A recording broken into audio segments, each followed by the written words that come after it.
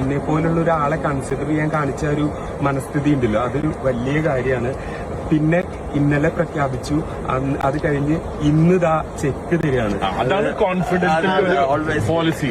വാഗ്ദാനം മാത്രമല്ല, എന്റെ അമ്മ പറയാനുണ്ട്, ഇതിൽ ആശ മാത്രം കൊടുക്കാൻ പാടില്ല. തീർച്ചയായിട്ടും ഈ ഒരു വാർത്ത ഞാൻ അറിയുമ്പോൾ എനിക്ക് വല്ലാത്തൊരു ഷോക്കായിരുന്നു. കാരണം കോടന്നൂർ എന്ന് പറയുന്ന ഒരു ചെറിയ ഗ്രാമത്തിൽ നിന്നുള്ള ഒരു സാധാരണക്കാരനായിട്ടുള്ള എന്നെ ചേർത്ത് പിടിക്കാനായിട്ട് അദ്ദേഹം കാണിച്ച ഒരു വലിയ മനസ്സുണ്ട്. അപ്പൊ ആ മനസ്സ് ഞാൻ നേരിട്ട് അറിഞ്ഞിട്ടുള്ളതാണ്. അപ്പോൾ കോൺഫിഡന്റ് ഗ്രൂപ്പിന്റെ മുതലാളിയായ നമ്മുടെ റോയ് സാറിന്റെ മരണം മലയാളികളെ മാത്രമല്ല, അതുപോലെ തന്നെ സിനിമയെയും അതുമായി ബന്ധപ്പെട്ട് പ്രവർത്തിക്കുന്ന എല്ലാ മേഖലകളെയും ശരിക്കും ആശ്ചര്യപ്പെടുത്തിയിട്ടുണ്ട് എന്ന കാര്യത്തിൽ യാതൊരു തർക്കവുമില്ല. അദ്ദേഹത്തിന്റെ മരണം തീർച്ചയായിട്ടും സിനിമാ മേഖലയെയും അതുപോലെ തന്നെ റിയാലിറ്റി ഷോകളെയും വലിയ രീതിയിൽ ബാധിക്കുമെന്ന കാര്യത്തിലും യാതൊരു തർക്കവുമില്ല. അതിന് ഏറ്റവും വലിയ ഉദാഹരണമാണ് കഴിഞ്ഞ ബിഗ് ബോസ് സീസണിൽ ഫസ്റ്റ് റണ്ണറപ്പായ നമ്മുടെ അനീഷേട്ടനെ അദ്ദേഹം ചേർത്തി പിടിക്കുന്നത് നമ്മളെല്ലാവരും കണ്ടതാണ്. കാരണം അനീഷേട്ടൻ പറഞ്ഞിരുന്നു, അദ്ദേഹം ബിഗ് ബോസിൽ പോകുന്ന സമയത്ത് 2 വർഷം തൊഴിലിൽ നിന്ന് ലീവ് എടുത്തിരിക്കുന്ന സമയത്താണ് ബിഗ് ബോസിലേക്ക് കോമണറായിട്ട് അദ്ദേഹത്തിന് മത്സരിക്കാൻ വേണ്ടി ഒരു അവസരം കിട്ടുന്നത്. അപ്പോൾ നിങ്ങൾക്ക് മനസ്സിലാക്കാൻ വേണ്ടി സാധിക്കും, 100 ദിവസത്തോളമുള്ള ഒരു ഷോയാണ്. തീർച്ചയായിട്ടും അവിടത്തേക്ക് പോകുമ്പോഴുള്ള പർച്ചേസിങ് കാര്യങ്ങളുമായിട്ട് നല്ലൊരു തുക തന്നെ ആവശ്യമായിട്ട് വരും. ആ സമയത്തൊക്കെ ഫിനാൻഷ്യലായിട്ട് അദ്ദേഹം സ്റ്റേബിൾ ആയിരുന്നില്ല എന്ന് അദ്ദേഹം പല ഇൻ്റർവ്യൂകൾ പറയുന്നത് നമ്മൾ കേട്ടതാണ്. പക്ഷെ അതെല്ലാം കവിച്ചു വെച്ചുകൊണ്ട് അദ്ദേഹം തീർച്ചയായിട്ടും ആ മത്സരത്തിൽ പങ്കെടുത്തു. അതുപോലെ തന്നെ അദ്ദേഹവും അതുപോലെ തന്നെ കേരളത്തിലെ ബഹുഭൂരിപക്ഷം ജനങ്ങളും വിചാരിച്ചത് തീർച്ചയായിട്ടും അനീഷേട്ടൻ ബിഗ് ബോസ് കപ്പ് തൂക്കുമെന്ന കാര്യത്തിൽ എല്ലാവർക്കും ഒരേ അഭിപ്രായമായിരുന്നു. പക്ഷേ റിസൾട്ട് വന്ന സമയത്ത് അനുമോളായിരുന്നു വിജയിച്ചത്. അദ്ദേഹത്തിന് അത് വലിയൊരു സാമ്പത്തിക ബാധ്യതയും വരുത്തി വെച്ചു എന്നുള്ളത് സത്യമായ ഒരു കാര്യമാണ്. എന്നാൽ അങ്ങനെ സങ്കടപ്പെട്ടിരിക്കുന്ന സമയത്ത് നമ്മുടെ അനീഷേട്ടനെ വിളിച്ചുകൊണ്ട് 10 ലക്ഷം രൂപ അദ്ദേഹം ഓഫർ ചെയ്തുകൊണ്ട് അദ്ദേഹത്തിന് വലിയൊരു അത്താണിയായി അല്ലെങ്കിൽ ഒരു വലിയൊരു സഹായിയായി മാറി എന്ന കാര്യത്തിൽ യാതൊരു തർക്കവുമില്ല. ആ സമയത്ത് അനീഷേട്ടൻ്റെ കണ്ണുകൾ നിറയുന്നതും അതുപോലെ തന്നെ അദ്ദേഹത്തെ ഒന്ന് ചേർത്തി പിടിക്കുന്നതും എന്നിൽ ഒരുവനായ ഒരാളാണ് ഇദ്ദേഹം എന്ന് അദ്ദേഹം പറയുന്നത് നമ്മൾ കേട്ടു. നമുക്ക് ഈ ഒരു വീഡിയോ ഇപ്പോൾ സോഷ്യൽ മീഡിയയിൽ ട്രെൻഡിങ് ആയി ഓടിക്കൊണ്ടിരിക്കുകയാണ്. നമുക്ക് ആദ്യമായിട്ട് ആ പഴയ വീഡിയോ ഒന്ന് കാണാം. അതിനുള്ള നന്ദിയും കടപ്പാടും എല്ലാ കാലത്തും എനിക്കുണ്ടായിരിക്കും. കണ്ടോ ഷർട്ടിന്റെ മാച്ചിങ് ബോക്ക. അല്ല, ഞാനേ സാറിന്റെ ഇപ്പൊ ഇങ്ങനെ സാറിന്റെ ഭാഗത്തുനിന്ന് ഇങ്ങനെ വിളിച്ചു പറഞ്ഞപ്പോൾ ഞാൻ ശരിക്കും ഞെട്ടിപ്പോയി. കാരണം എന്നെ പോലുള്ള ഒരാളെ കൺസിഡർ ചെയ്യാൻ കാണിച്ച ഒരു മനസ്ഥിതി ഉണ്ടല്ലോ, അതൊരു വലിയ കാര്യമാണ്. പിന്നെ ഇന്നലെ പ്രഖ്യാപിച്ചു, അത് കഴിഞ്ഞ് ഇന്ന് ചെക്ക് തരികയാണ്. അതാണ് കോൺഫിഡൻസ് പോളിസി. വാഗ്ദാനം മാത്രമല്ല, എന്റെ അമ്മ പറയാനുണ്ട്, ഇതിൽ ആശ മാത്രം കൊടുക്കാൻ പാടില്ല. ഈ ചെക്ക് അപ്പോ നാളെ എന്റെ എപ്പോഴും റെഡ് കളറിലാണ് എനിക്കൊരു സ്പെഷ്യാലിറ്റിയാണത്.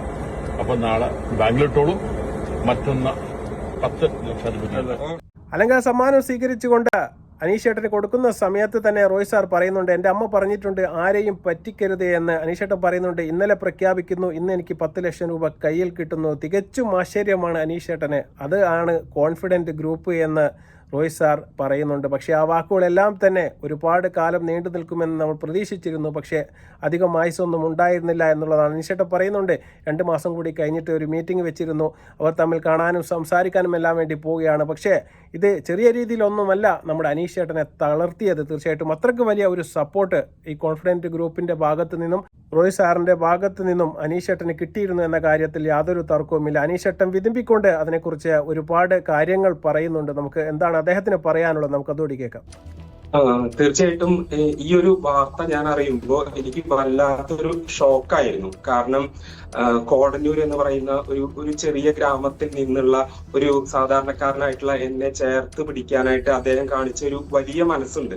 അപ്പൊ ആ മനസ്സ് ഞാൻ നേരിട്ട് അറിഞ്ഞിട്ടുള്ളതാണ്. അപ്പൊ അങ്ങനെയുള്ള ഒരാള് കേരളത്തില് ഇത്രയധികം പോപ്പുലർ ആയിട്ടുള്ള അല്ലെങ്കിൽ എല്ലാവരും ആരാധിക്കുന്ന ഒരു ബിസിനസ് ടൈക്കൂൺ എന്നൊക്കെ പറയുന്ന ഒരാൾ ഇങ്ങനെയൊക്കെ ചെയ്തു എന്നറിഞ്ഞപ്പോ ശരിക്കും അതൊരു ഷോക്കിംഗ് ആയിട്ടുള്ള ന്യൂസ് ആയിരുന്നു.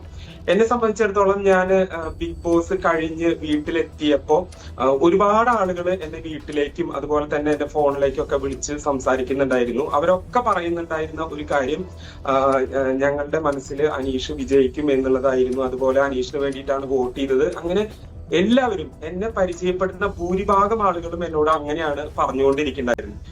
അപ്പൊ ഒരു മാനസിക വിഷമം ഉണ്ടായിട്ടുണ്ടായിരുന്നു. കാരണം അയ്യോ എനിക്ക് ജയിക്കാനായിട്ട് സാധിച്ചില്ലല്ലോ, ഇത്രയധികം ജനങ്ങളുടെ സപ്പോർട്ടും പിന്തുണയും ഉണ്ടായിട്ട് എനിക്ക് ജയിക്കാനായിട്ട് സാധിച്ചില്ലല്ലോ എന്നുള്ളൊരു വിഷമം തീർച്ചയായിട്ടും ഉണ്ടായിരുന്നു.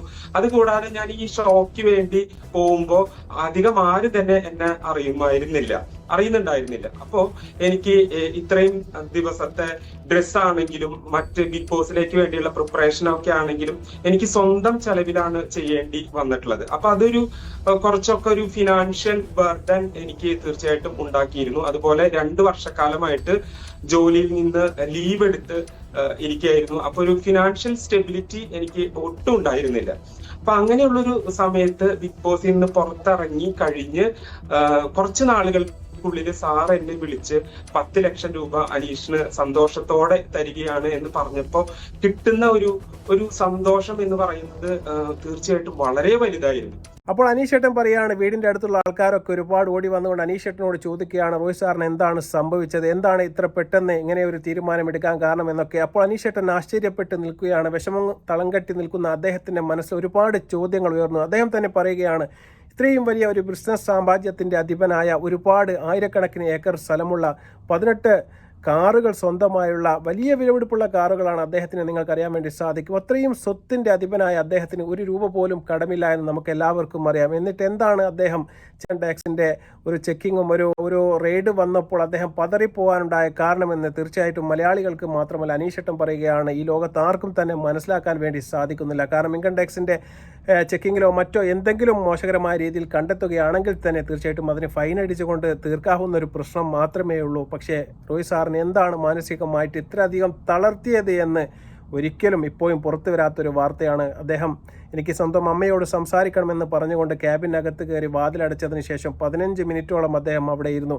അതിനുശേഷമാണ് സ്വന്തം പിസ്റ്റൾ ഉപയോഗിച്ചുകൊണ്ട് അദ്ദേഹത്തിൻ്റെ ഇടത് നെഞ്ചത്തേക്ക് അദ്ദേഹം നിറയൊഴിച്ചത് എന്നതാണ് യാഥാർത്ഥ്യം. തീർച്ചയായിട്ടും എന്താണ് അദ്ദേഹത്തിന് അതിലേക്ക് എത്തിച്ചത് എന്ന് തീർച്ചയായിട്ടും അന്വേഷിച്ച് കണ്ടുപിടിക്കേണ്ടത് തന്നെയാണ്. അവിടുത്തെ CCTV ദൃശ്യങ്ങൾ അടക്കമുള്ള കാര്യങ്ങൾ കുറച്ച് ദിവസങ്ങളായിട്ട് വർക്ക് ചെയ്യുന്നില്ല എന്നുള്ള റിപ്പോർട്ടുകൾ പോലും ഇപ്പോൾ പുറത്തു വരുന്നുണ്ട്. അതുപോലെ തന്നെ ഈ ഒരു ഇൻകം ടാക്സ് ഡിപ്പാർട്ട്മെൻറ്റിലെ അധിപൻ തീർച്ചയായിട്ടും അദ്ദേഹത്തെ വളരെ കാര്യമായ രീതിയിൽ ഭീഷണിപ്പെടുത്തുകയും സമ്മർദ്ദം ചെലുത്തുകയും ചെയ്തിരുന്നു എന്ന രീതിയിലാണ് അദ്ദേഹത്തിൻ്റെ അനിയനും അതിനെക്കുറിച്ച് സംസാരിച്ചത് എന്ന് നമ്മൾ മനസ്സിലാക്കണം. തീർച്ചയായിട്ടും എന്തോ അരുതാത്തൊരു കാര്യം തീർച്ചയായിട്ടും അതിനകത്ത് സംഭവിച്ചിട്ടുണ്ട്. അത് തന്നെയാണ് റോയ് സാറിനെ തളർത്തിക്കളഞ്ഞത് എന്നാണ് മനസ്സിലാക്കാൻ വേണ്ടി സാധിക്കുന്നത്. തീർച്ചയായിട്ടും മനീഷേട്ടൻ പറഞ്ഞതുപോലെ തന്നെ വിശ്വസിക്കാൻ മലയാളികൾക്കും ഏറെ ബുദ്ധിമുട്ടുള്ള ഒരു കാര്യം തന്നെയാണ്. വരും ദിവസങ്ങളിൽ ഇതുമായി ബന്ധപ്പെട്ട ഏതാനും വിവരങ്ങൾ പുറത്തുവരുന്ന നമുക്ക് പ്രതീക്ഷിക്കാം. അതുവരെ നമുക്ക് കാത്തിരിക്കാം. മറ്റൊരു വീഡിയോയുമായി വരുന്നവരെ നന്ദി, നമസ്കാരം.